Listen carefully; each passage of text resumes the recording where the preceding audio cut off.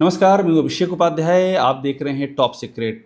मामला बहुत ही नाजुक है, मामला बहुत ही क्रिटिकल है। आपको अंदर खाने की खबर बता रहा हूं जो इस समय दिल्ली और लखनऊ के बीच चल रहा है। मैं खुद दंग हूं, आप भी दंग हो जाएंगे ये जानकर कि पिछले 5 दिन बीत गए हैं और अब छठा दिन बीत जाएगा। छठा दिन, 6 दिन, 100 घंटे तो बीत चुके थे पहले ही। अब तो कुल मिलाकर के ये 125 घंटे हो जाएंगे अगर ये सिलसिला ऐसे ही कल भी चलता रहा तो। इतना वक्त लग रहा है एक छोटे से मंत्रिमंडल विस्तार में, विभागों का बंटवारा नहीं हो पा रहा है। दिल्ली और लखनऊ के बीच ऐसा क्या चल रहा है और ये क्यों कहा जा रहा है कि मामला बहुत ही नाजुक दौर में है। पिछले 9 सालों में योगी आदित्यनाथ के कार्यकाल में अब जो मैं ये मामला आया है, ये सबसे क्रिटिकल दौर में आ गया है। इतने क्रिटिकल दौर में आ गया है कि ये सोर्सेज ये बता रहे हैं कि आर या पार का मामला हो गया है। अब आप सोचिए चीज़ें कैसे चेंज होती हैं। कहाँ ये बात चल रही थी कि योगी आदित्यनाथ को हटा दिया जाएगा, उसके पीछे बहुत मजबूत कारण थे, बहुत मजबूत। योगी आदित्यनाथ के खिलाफ जम करके असंतोष पार्टी के भीतर, नौकरशाही का कार्यकर्ताओं और पार्टी काडर के सर पर चढ़ करके कथक नृत्य करना। नौकरशाही इस कदर हावी हो गई पार्टी काडर के ऊपर कि पार्टी काडर को एक बार तो लगा कि कोई उनका मतलब ही नहीं इस पार्टी में। करप्शन के एक के बाद दूसरे आरोप, जातिवाद, माउंट एवरेस्ट भी बौना पड़ जाए इतना ज़्यादा प्रचंड। तो इन सब के मद्देनज़र ये एक नहीं कई बार ये मामला उफान पर आया कि अब योगी आदित्यनाथ को हटा दिया जाएगा, क्योंकि बीजेपी लगातार यूपी में हार रही है, लगातार गर्त पे जा रही है। लेकिन इस फैसले को टाला जा रहा था लगातार। लोग ये सोच रहे थे क्यों टाला जा रहा है, वजह क्या है। दिल्ली कमज़ोर हो गई है, लखनऊ बहुत ताकतवर हो गया है, या कोई और बात है। अब वो वजह निकल कर के सामने आई है। दरअसल न दिल्ली कमज़ोर हुई थी और न लखनऊ का ताकतवर हुआ था। स्थिति लखनऊ की ये है कि एक बार योगी आदित्यनाथ एक सेंटेंस अगर बोलते हैं तो शायद उसमें 4 शब्द प्रधानमंत्री जी, प्रधानमंत्री जी, प्रधानमंत्री ने ये कहा, प्रधानमंत्री ने वो कहा, ये रहते हैं। वो इसलिए रहते हैं क्योंकि उनको मालूम है कि पूरी लाइफ लाइन ही दिल्ली है। एक विधायक, सोर्सेज ये बताते हैं, साथ नहीं बचेगा अगर एक फैसला दिल्ली ने ले लिया तो। और जनाधार की स्थिति ये है कि बीजेपी लगातार ड्रॉप कर रही है। हर चुनाव बीजेपी का कद और जो आंकड़े हैं वो नीचे गर्त की ओर जा रहे हैं। ऐसे में अब स्ट्रेटजी क्या है, मामला ये नाजुक क्यों है। मामला नाजुक इसलिए है क्योंकि दिल्ली, ऐसा लग रहा है दिल्ली ने तय कर लिया है कि रखना है लेकिन शक्तियां सोख लेनी है। वो जो बार बार पूछा जा रहा था दिल्ली क्या करने वाली है, वो अब मालूम पड़ गया है। कहानी यही सामने आ रही है कि योगी आदित्यनाथ रहेंगे, लेकिन वो जो अंधाधुंध शक्तियों का इस्तेमाल हो रहा था पिछले 9 सालों से, जहां कोई अकाउंटेबिलिटी नहीं, कोई पार्टी का काडर नहीं, कोई स्ट्रक्चर नहीं, कोई आरोप तो यहां तक लगा कि नियम और कानून का भी पालन नहीं। जहां मनाया बुलडोजर चलेगा और जहां मनाएगा वहां बुलडोजर जैसे लगता है कि आरती उतार रहा हो। जहां मनाया वहां इनकाउंटर, और जहां नहीं देखना वहां कोई देखने नहीं जाएगा। ये सारे आरोप लगे इस सरकार पर। तो ऐसे में अगर फर्ज कीजिए, जिसकी संभावनाएं दिख रही है कि योगी आदित्यनाथ से होम मिनिस्ट्री ले ली जाए, तो योगी आदित्यनाथ क्या करेंगे। फिर वो जो ऑरा बनाया गया है कि बुलडोजर बाबा, इनकाउंटर बाबा, बाबा ने यूपी में ये कर दिया, वो कर दिया, जो सूचना का बजट चलता है पूरे देश में, जिस तरह से प्रचार किया जाता है, उस प्रचार का फिर क्या होगा। आप यूं समझ लीजिए कि देह होती है और देह के भीतर आत्मा होती है। योगी आदित्यनाथ की आत्मा यही प्रचार प्रसार है, और उस आत्मा का अगर कोई ठोस रूप होगा तो वो है होम मिनिस्ट्री। होम मिनिस्ट्री है, इसीलिए कुछ चीज़ें करके और उसका जम करके प्रचार प्रसार किया जाता है। और ऐसे में बात वहीं आकर के टिक गई है कि ये जो टाइम लग रहा है, ये 6 दिन हुए जा रहे हैं। 10 मई को मंत्रिमंडल विस्तार हुआ था, 15 मई ख़त्म हो रहा है। इसके पीछे की वजह ये होम मिनिस्ट्री है क्या। अब एक डेवलपमेंट और बड़ा महत्वपूर्ण हुआ है। योगी आदित्यनाथ 14 मई को अचानक से दिल्ली आते हैं और वहाँ उनकी मुलाकात होती है केंद्रीय गृह मंत्री अमित शाह से, उनकी मुलाकात होती है नितिन नवीन से, बीजेपी के राष्ट्रीय अध्यक्ष से मुलाकात होती है और ये चर्चाएं प्रबल हो जाती हैं कि अचानक से इन मुलाकातों का प्रयोजन क्या है। हमारे सोर्सेज ये बताते हैं कि ये मुलाकात इसी बात के लिए थी कि मंत्रिमंडल का बंटवारा कैसे किया जाए ताकि अपने हिस्से के मंत्रालय बचे रहे। ये हमारे सोर्सेज बताते हैं।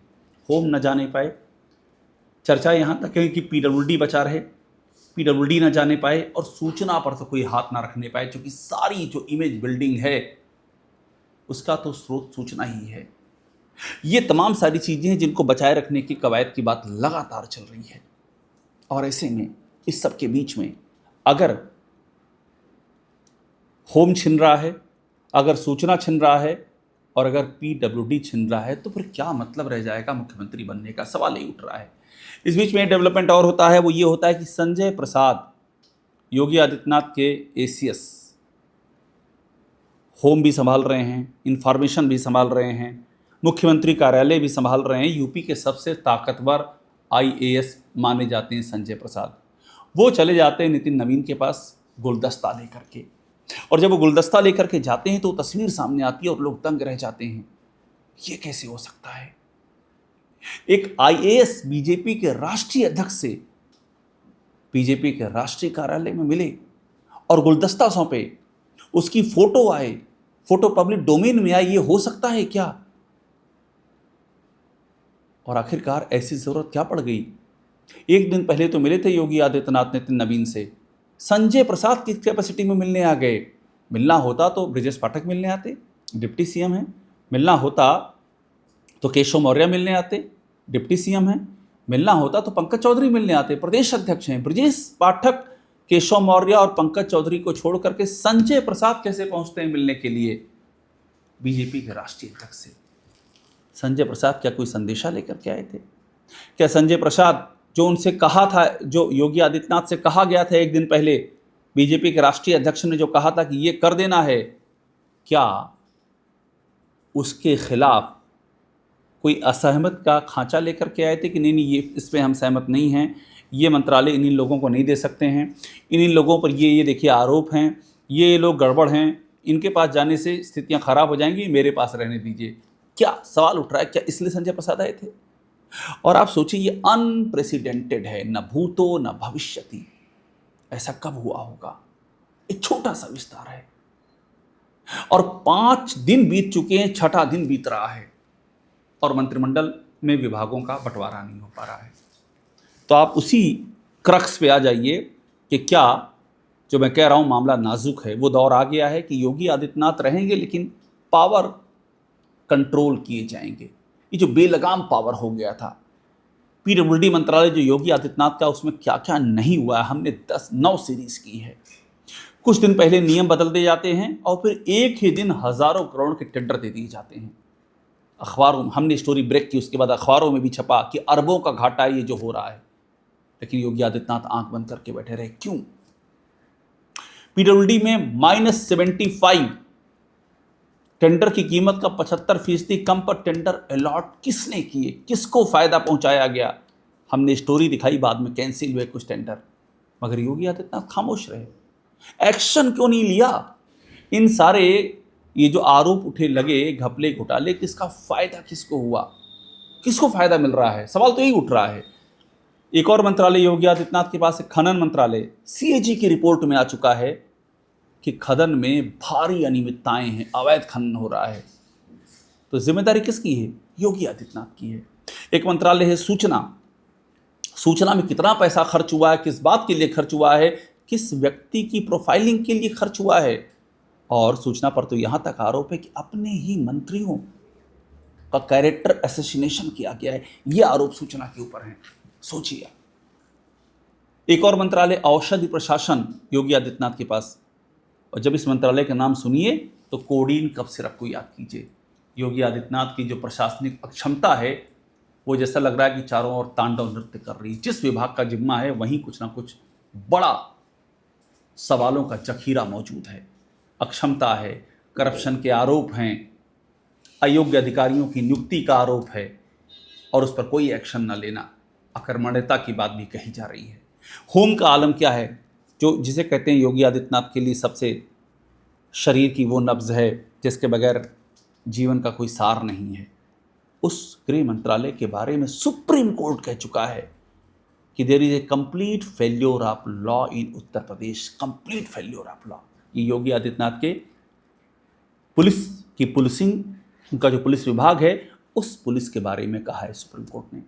इस पुलिस के बारे में इलाहाबाद हाईकोर्ट कहता है कि ये प्रमोशन के लिए पुलिस एनकाउंटर करती है, ये अधिकारियों को खुश करने के लिए एनकाउंटर करती है। ये इलाहाबाद हाईकोर्ट कह चुका है। ये ऐसी पुलिस है, ये ऐसी पुलिस है जिसके कामकाज को लेकर के, जिसके एनकाउंटर राज को लेकर के इतने सवाल हैं।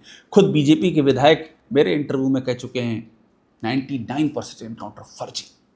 ये वो पुलिस है जो अपने ही एबीवीपी के काडरों को लाठियों से सूद देती है, बीजेपी के कार्यकर्ताओं की जान चली जाती है, लेकिन योगी आदित्यनाथ वो कोई एक्शन नहीं लेते हैं जो काडर मांग करता है। क्यों? सवाल उठता है कि क्या कुछ दागी अधिकारियों को बचाने के लिए सब किया जा रहा है?